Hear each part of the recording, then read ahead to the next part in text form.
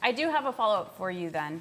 If state income tax is off the table, then how do we fund the education funding crisis in this state? What is on the table? That's great. Thank you so much. Because I did say that I want to ramp up our education spending on the full continuum of education, from early learning all the way to higher ed. And I want that to get up to about 51% of our budget. So how are we going to do it? Well, right now it's about 48-49. And I think we can actually increase the amount that we're dedicating to revenue, or the amount of revenue we're dedicating to education over the next few years by dedicating revenue growth to education. That's got to be a priority. This is the paramount responsibility of the state. Now, I'll also tell you what else we need to do.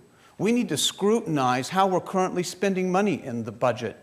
Right now, we have got a situation where we haven't really scrutinized this budget in over 30 years. And I want to look at every program, every agency, and every tax incentive. And if it's not moving us forward, we're going to fix it or eliminate it. Time is up. I'll ask you the same question. Yes, well, I think the important thing about this is not a hypothetical where we have to wonder what at least one of the candidates will do, because we've seen what he's done. He's put the growth of our economy, which has been robust. We have the most vibrant economy, and it's increased revenues to the state, and we have channeled that into education. Now, again, I want to make this clear. This was $5.5 billion. This is the largest increase in education investment in the history of the state of Washington. I'm proud of that because we used it smartly. But there might be a couple other things we got to do. Look, there's some corporations that have loopholes that weren't even meant for them. They really weren't. The oil and gas industry uses one for $65 million, when that should be going to the education of our kids.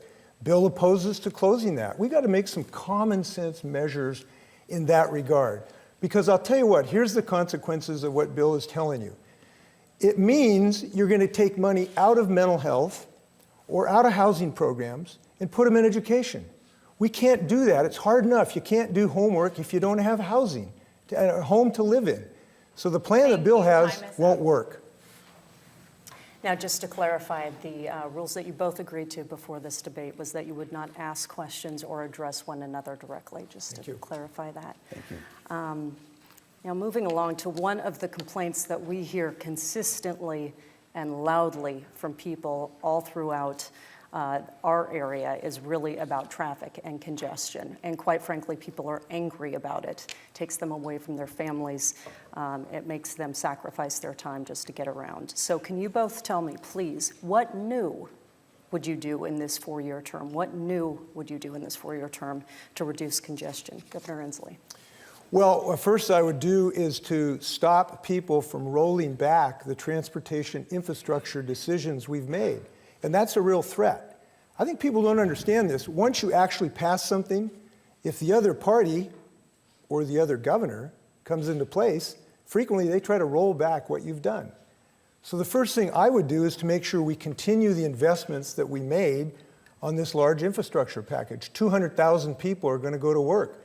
North-South Freeway in Spokane going to be done. 520 Bridge going to be done. 167 in Pierce County going to be done. Snoqualmie Pass is going to be widened under the leadership that I provided. And that took some time because, frankly, some of the folks balked in the legislature for doing that. And they still may want to try to repeal that. But this is too important to the economy to allow that to happen. Now, what we need to go forward is we've got to continue, in my view, providing Washingtonians more access to more options for transportation. I'm supporting the ST3 project so we can continue to build light rail. Look, light rail can move 16,000 cars an hour per mile. You build another lane, you can only move 2,000. This is a cost-effective thing that we can do to decrease congestion, and I wish it could be done tomorrow. But we got to get moving to continue to build this. And I'm glad I was the governor who was diligent and resourceful and made some really hard compromises to get this transportation done. Our people deserve it. They're mad, I understand that. Mr. Bryant. Fixing our traffic mess is going to be my #1 priority for the Washington State Department of Transportation. I drive in it. I get it. And as governor, I really want to fix it. Governor Inslee brags about how he passed this historic transportation package, but let me tell you, in the last months of Governor Gregoire's administration, she pulled about 20 of us together to put together a transportation outline for either Mr. McKenna or Mr. Inslee, whoever was elected. That package was pretty much ready to go. We would have had to twist some arms to get some votes. But Governor Inslee came in and introduced a hyper-partisan style to Olympia, and he blew it up. And it took many of us 3 years to put that back together again. And Governor, we passed that in spite of you, not because of you. Now, what am I going to do to continue to build upon that package? Well, the first thing we've got to do is we've got to focus on more local solutions. I have engineers at the Department of Transportation, former engineers will meet with me. The current engineers want to meet at a very dark Denny's far away from downtown Olympia. But they will tell me we have ideas on how we can reduce traffic congestion. We just really haven't been tasked with that. Well, I'm going to task them with that. And it means adding a lane in some difficult parts of road, or reconfiguring an on-ramp or an on-ramp or an off-ramp. We can engineer, not socially engineer, people to get to work on time and be able to get home to see their families at night. We also need to invest in public transit that people use because it works. And that means it takes them from where they live to where they work and gets them home in a safe and a reliable time frame. Mr. Bryant, when you say that, the mass transit, are you saying that you're against ST3? I will tell you, when I joined this group by Governor Gregoire, I was the freight guy, and so I didn't really know a whole lot about public transit. But within one meeting, I realized you can't have a transportation system that meets the needs of the freight community unless you have a public transit system that works. And so I developed 4 criteria on whether or not I want to invest in a transit system. And the first is, does it move people from where they live to where they work, and is it flexible to accommodate changes in where they live and work over the coming years? The second is, how much does it cost per passenger per mile? The third is, are we moving people out of cars and onto public transit, or are we moving them from one mode of public transit onto another mode of public transit? And the fourth, I support public transit. I want us to take a time out, reevaluate how we're about to spend $50 billion so that we ensure we have a public transit system that meets the needs for us now and for future generations. Governor, my follow-up for you on transportation. We talked to traffic experts who said ST3 will certainly help move people, but as our area is growing, it won't take cars off the road. It will just prevent more from getting on the road. Yeah, so what do you say for those cars that are still on the road? Well, this is not the only thing we're going to do in transportation. It's not the only thing we're going to do.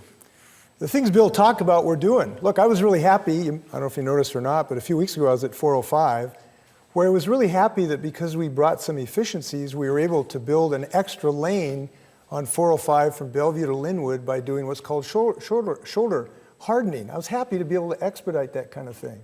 I was happy to know that ST3 isn't just light rail, it has express bus service. Look, express bus service is loved by people, it's very effective, and that's included in this package. Now, Bill's transportation views are a little kind of uncertain. You know, before I was governor, he publicly said he was sort of the #1 advocate for tolling. And he sort of said he was the father of the Bertha Project.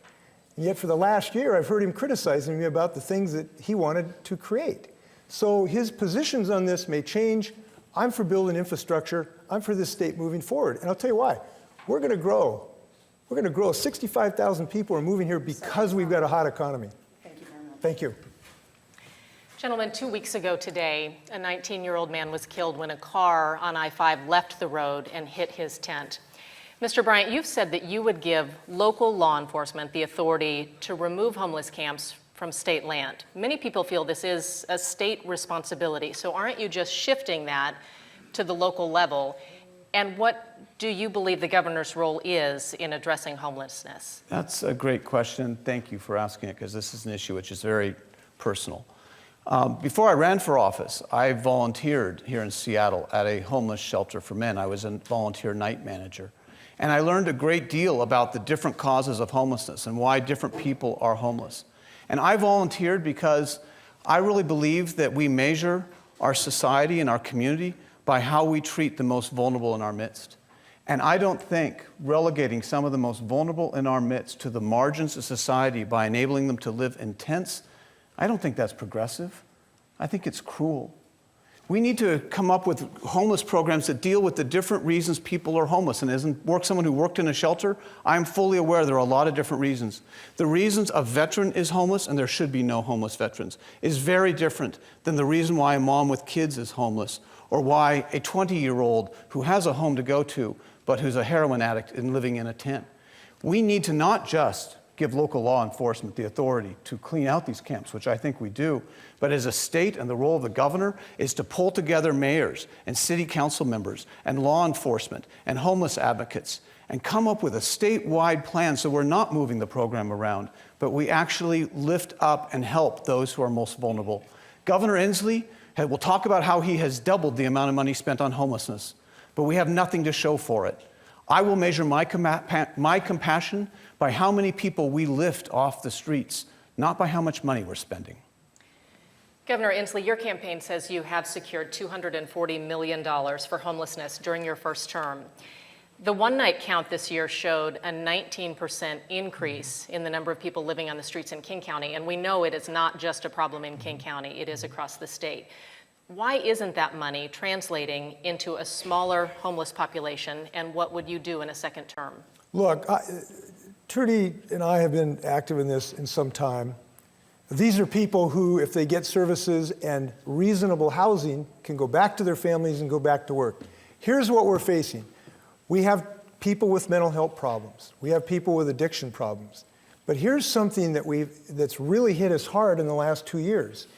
We have a huge increase in the economy.